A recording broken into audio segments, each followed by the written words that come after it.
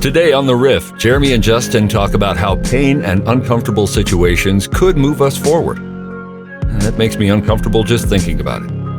We hope today is helpful and hopeful. Thanks for listening.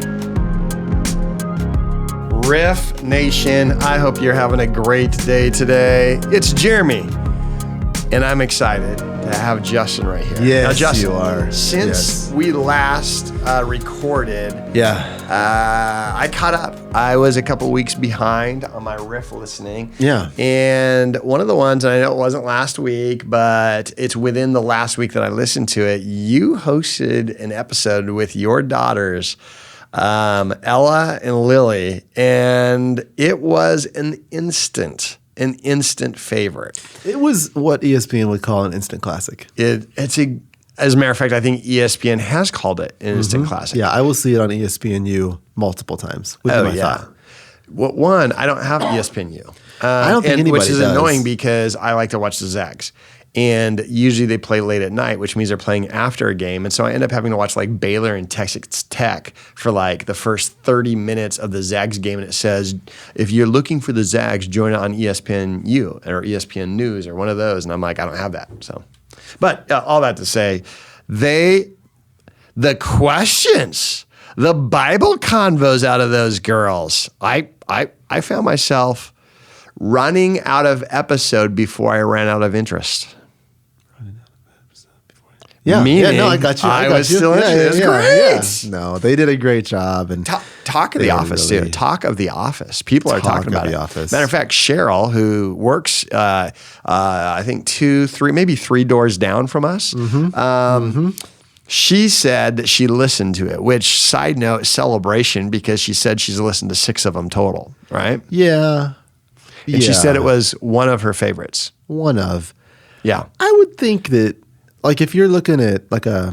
You sound like you have a tempered excitement on this one. I mean, if you're thinking of like Cheryl as a Siskel and Ebert type of personality. Which I think I 100% do. Pre the Tiger accident. Was that Siskel and Ebert?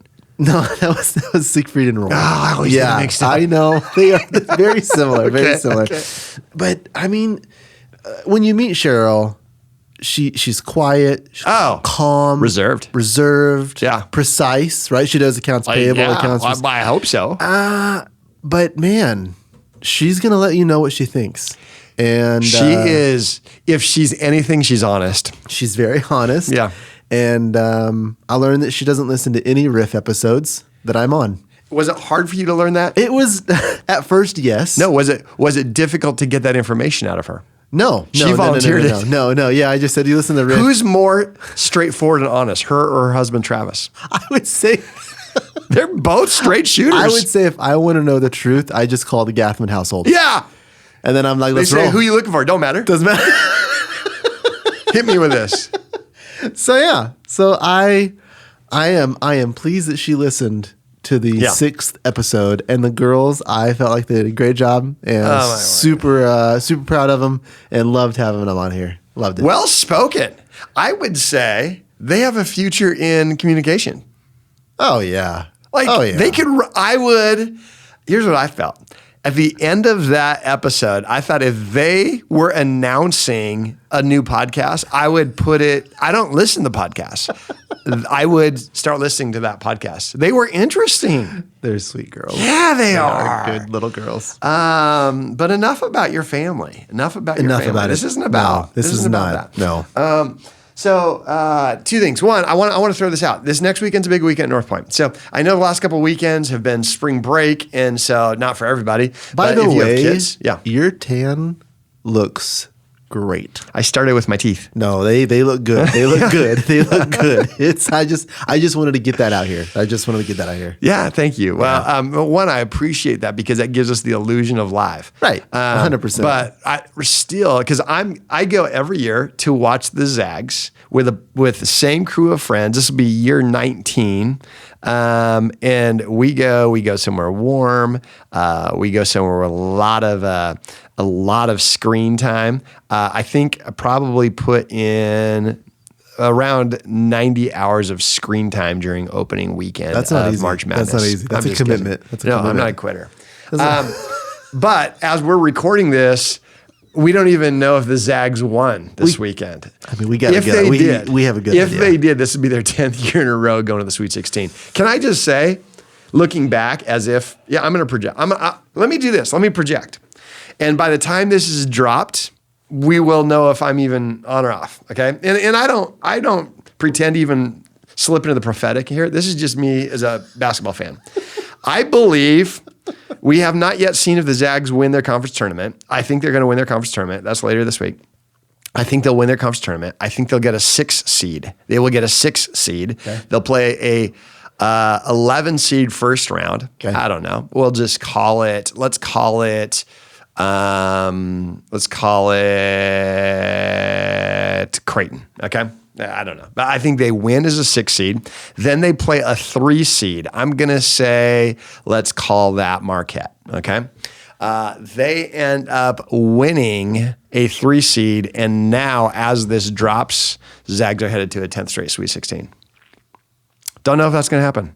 If it doesn't happen and they lose in the first weekend of the tournament, when this is airing, it's going to be a second painful loss for me because I'll have watched it live and now I'll listen to this. Matter of fact, I won't even listen to this podcast. No, why would you? Why would I? Hurtful. Yeah. So I'm going to say St. Mary's pulls it off. In the conference tournament? Yeah. How dare you? What is a gale? What is a gale? Nobody knows. Nobody knows. Gael. Nobody knows it's what it is. It's a warm breeze from the south. I've looked this up. Really? Who's intimidated by warm breeze from the... I invite it. I invite a warm Chinook wind. What about a gale storm? Didn't even think through that one. And I think that's what they might be referencing. Have you ever made a lady named Gail mad? Because that's always what I think of when I think of a gale storm. I'm like, no, please no. I'm sorry. No. Okay, so St. Mary's wins the conference tournament, which means the Zags get a... low seed. Which is a high seed. If it's a low seed, if you're not a basketball fan. Yeah, that's what, high number. Yeah, I know what you're meaning, but just if you're tracking. And I'm going to say they bring back the Cinderella days. And I do say they get to the Sweet 16. But I do say that it's Justin, if it happens, seed. our second hug ever is happening. No. Yeah. No. Yeah. No. Yes. I cannot wait. Yes. Oh my word. Yes. Come on, Zags. Come on, go Zags. Gonzaga. Go Gonzaga. Okay, here we go. Which actually, you're like, what are you guys even talking about? We're talking about our topic, so hang in there. Okay. We are. Because we're talking about. I hope this. Well, now I just kind of ruined it because what I want to talk about today is how God comforts us in our pain. So, but I do. I want to talk about that. I want to talk about this idea, and I think our faith, there's moments where we have an opportunity to really stretch our faith. So, this idea of sometimes our biography shapes our theology means that sometimes my life experience just kind of creates what I believe about God. And so we become really the center of our own faith, not like in this personal, like I want to be bigger than God, but sometimes we wrap our faith around what we're currently experiencing. And what we see in Scripture is faith is not about what we experience. Faith is about a God and His nature and His attributes and how we reflect in our relationship with Him, no matter what we experience. Mm-hmm. Right. So, what I want to talk about is this idea of when we go through things we don't want to go through, when we go through painful times, when we go through things we don't expect to go through, how do we find comfort? And how does the theology of pain, and I know we've talked about that before, but this theology of pain, how does that become defining for our lives? So I want to start with a verse, and then we'll just kick it around. James chapter 1 says, "Consider it pure joy whenever you face trials of any kind, because you know that the testing of your faith develops perseverance. And perseverance must continue its course because it develops something in us. It's a staying power, this whole idea of perseverance. And it says that we can become mature and complete without lacking of anything if we develop it. So the whole genesis of this verse is pain becomes this professor that helps us shape our life that leads to this mature faith. So my question, when you hear that, what role is pain? If pain is this ingredient to produce maturity, is pain from God? What role is pain? Should we be excited about pain? All those kind of things. I don't know. Let's talk about that verse. How does that land? Would you say let's riff about it? Let's just riff about it. I think that pain is a purifier. I think that pain is a process. And I also theologically have a belief that there's not like a sky daddy saying, I'm going to send lightning bolts and pain and trauma your way so you can get to know me more. Right. I think that he's he, it, she, they, what, like Trinity, right? Like when Jesus is here and he says, man, if you've seen me, you've seen the Father, you see Jesus partnering. Mm-hmm. You see a fractured something being put back together. And I think that the pain that we experience is the fracture. So it's part of the process. It's part of where we are. It's part of where we live. It's part of this. And without that fracture, there can be no redemption. There can be no putting it back together, no partnership. So all of that said, you look at this too, like when James is talking about that, the most prominent like philosophical thought pattern was Stoicism at the time. So within Stoicism, that's like where Marcus Aurelius comes from, like his whole line. And the whole idea is the obstacle is the way. So it's very interesting to see like the Stoic philosopher. So give us a little breakdown of a Stoic philosophy. Well, Stoic philosophy is understanding what's controllable and not controllable, okay, right? So having this very, very, and when you say somebody is Stoic, you might say that they have like no emotion, nothing, but that's not Stoicism. Stoicism is not like an unfeeling type of deal. It's understanding what is controllable and what is not controllable, and differentiating the two, and then focusing on what is controllable. And through that philosophy, they had this thing to where anything that was a challenge or an obstacle, that's the one that you need to focus on, because that is actually going to provide the next step or the way. And in Meditations by Aurelius, like he walks through that like crazy. And those are just his journaling, right, elements that he's done. But you can see it over and over and over. Jocko does this, right? Jocko Willink. Anytime something bad happens, quote unquote bad to him, his response is good. Good, right? So he has all of these war stories where I'm like, served him well as a leader in the military. Right. And it's not like flippantly saying like, if you right now are listening to this and you're going through an insanely traumatic experience, not being like, well, good. Yeah. I mean, there's a process to it. So when you do these like practices of what James is talking about and looking through, it's the small things in life that you can find that are these obstacles that you're like, good, because that will lead to something much larger. It's the same idea what you talk about with generosity. Like if I'm not giving out of the dollar I make, if I end up making $1 million that year, I probably won't give. Like I won't be generous. Generous with the small will be generous with the large. Yeah. So same thing with this. Like if you're able to look at these pain points and be like, how can I use this? How can this teach me? How can I learn? Those larger things, well, could be traumatic and could be life-altering. It will be, I won't say easier, but maybe more helpful to see what has come from all of these small things. So I think pain has a massive purpose. I think that trials and tribulations have a place in our life that has to hold space. It has to.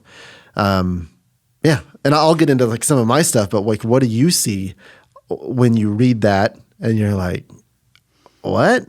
No, like, can't we just like, what if we didn't go through pain? Right.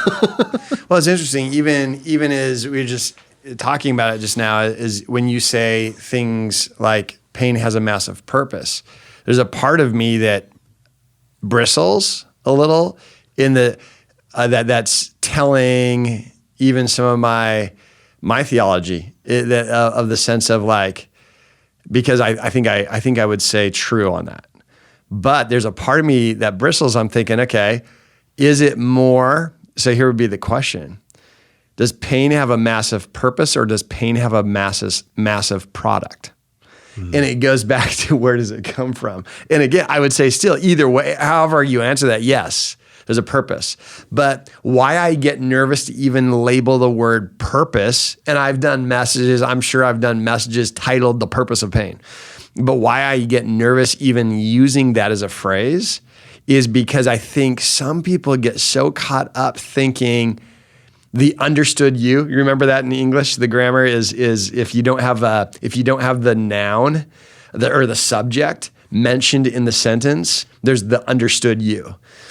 In theology, it's the understood him. And so sometimes when we say there's a purpose in pain, but we don't have the subject, people by default say, yeah, and that purpose is that pain is from God. And I want to make sure that we don't have this default of the understood him. Because I don't believe that God throws, like exactly what you said. Because of what you said earlier, I don't believe that God chucks pain down like lightning bolts. Because of that, it makes me even nervous to say things like the purpose of pain, because I don't want someone to hear that and think God's purpose for pain. I love the idea, and I don't want to build a theology about what I like, because that's not helpful. But I feel like the idea that matches the nature of God I see in Scripture more is the product of pain. Pain sucks. Pain was not a recipe in the Garden of Eden, right? In the story at the beginning. Pain is a huge ingredient in the story of life. We are going to have pain.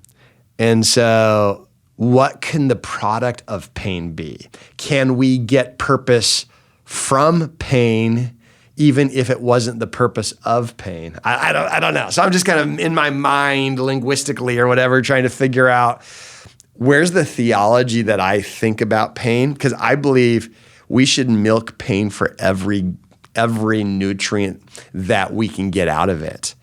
I just want to make sure that nobody feels like the pain, because what you said, there are people who are listening today who they're so interrupted and paralyzed by pain.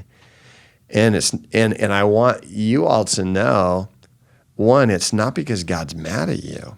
And it's not because God's like, well, we'll see if they can figure out the riddle of this pain. It's, so comfort is, blessed are you.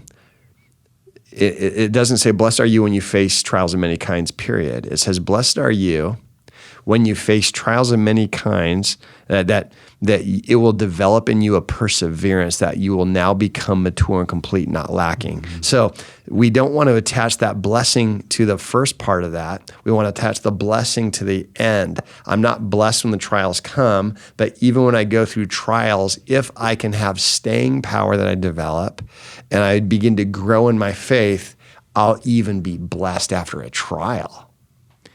Am I blessed because of a trial, or am I blessed after a trial? I don't know. So that's just kind of, so if we think about this and we juggle this and we play this around in our minds like a Rubik's Cube, what's a time in your life where you had a trial that didn't feel like a blessing? Theologically, I don't even see it as a blessing, but I believe there was a blessing as a result of how you survived it. I'm still wrestling with the understood him. Yeah. Like where does that sneak into all of my theology? Like, yeah, I'm going to chew on that one for a while. But isn't it interesting? We all have it 100%. Because we get it from our parents. We get it from experience. We get it from formative years of theology. For example, like, and I get it. Like when I'm a kid and someone says, if you sin, something bad's going to happen to you. Now, they might be thinking you're going to get a spanking. When I grew up, spankings were like a thing, right? Without a G? Just a spanking? Yeah, it was kind of country, wow. Right? Yeah. And so it was one of those deals like, and then I would have to pick out the belt. It was like a process. I don't know where we got that process. I don't think it was Dobson. Rome. I don't know what I think it was Rome. I was going to say like the Vikings. Yeah, I don't know. Something bad. I'm Finnish. But it's like, because then that whole journey of me fishing through my dad's closet looking for like a ribbon that he would think is a belt. And like, no, he's got like that big long beef jerky leather thing, right? And I'm like, that's that it's supposed to teach me something. It's that fear, it's that intimidation, right? And again, like there's different generations where we realize, oh, that's probably not the best way. But so I understood, I associated sin with shame and pain. And I get that that's a quick way to teach somebody something. When you do something bad, you hurt God's feelings and you're going to feel the pain. Well, when I'm 7, it helps me not lie to my parents. When I'm 37, what does that do when I feel like I just got spanked? Does it make me feel like, what did I do that's wrong? Is God mad at me? Right. So anyway, I understood you. That's where we get that stuff. Okay, but for you. I mean, I think when I think through, I think I've shared a couple of these elements. The first couple of years of marriage was really, really difficult for Jamie and I. And when you talk about purpose and you talk about all that, like Jamie and I made it through those years and we're stronger because of it. But out of 1,000 lifetimes, who knows how that happens? So that's why I'm with you of like, the purpose is like, it's like, there's an infinite number of ways that could have played out to where we end up in a space to where we're not together. Right. Was the purpose, quote unquote, purpose lost? Was the product lost? I hope not. Like, I hope we grew through that process. So if you're listening to this and you are coming from a recently divorced situation, like, there's still a learning for it. There's still something that can be beautiful from it, even though it's a fracture, right? So we had the first 2 years was really, really hard. And I learned not only how to do life together with her, but in those 2 to 3 years, it was the most formative time for me as an individual of understanding who I am, like what do I bring into a relationship, and then also understanding that her and I mean, it's fascinating. Like, we're going through some interesting stuff right now, not like difficulties, like interesting learnings of how relationships work as we do a lot of like premarital counseling with couples. And ultimately, Jamie, like, the relationship is just a reflection. The things that I am mad at or that are tense or that I love or that all of these types of things is just a reflection from who I am that she's able to trigger and vice versa. So it's a very interesting, like, I just feel like marriage is such a refining process. And those 3 years, like, if we didn't go through that, we would definitely not be having the conversations we are having right now, 18 years later, of what does love actually mean? Love is not like an action, a feeling. Like, love is this thing that is inside of me that is then like brought up, reflected, and triggered by your presence in your soul. Like, there's like the depth of our conversations now, I really truly believe are only possible because of the hardships that we had then. Right. And if we just went through the motions then and we're just like covering it up because we want to feel comfort in the time of pain, we don't have the rich relationship that we have currently.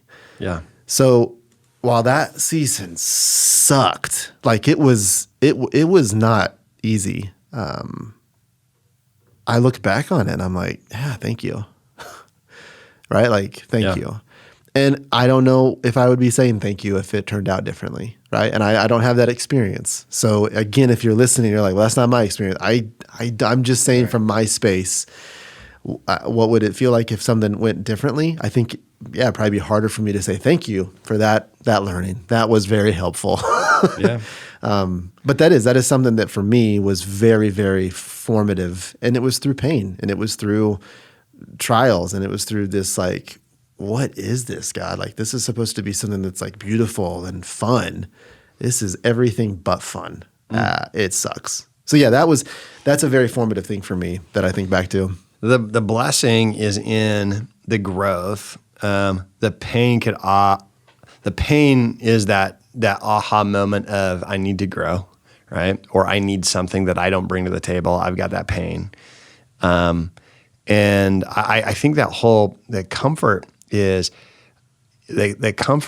when I'm not comfortable. Like, it just is not rocket science. Is when I realize I don't have it. Like, comfort is not what brings the blessing. Like, it's interesting. We have what we call comfort foods. Like, I could have comfort foods all the time. And my choice of, I could have comfort foods every day, or I can do squats every day. And 3 years from now, which one is going to produce the blessed version. It's going to be the thing that I do that's not comfortable, not eating the comfortable thing every day. And pain is that reminder of I'm not as comfortable as I thought I was. So whether it's a conflict in marriage, it's a betrayal, it's an unexpected challenge at work, it's a report from a doctor, it is a social rejection, whatever it might be, is all of a sudden realizing I don't have what I need to do. I am not comfortable. And now when I develop and I persevere, then one day I look back, not because of the pain, but because of what the pain produced. Because there's a lot of people who have painful marriages. Yeah. Several of them. Yeah. And it didn't result in a growth. Yeah. It just resulted in a wound. Yeah.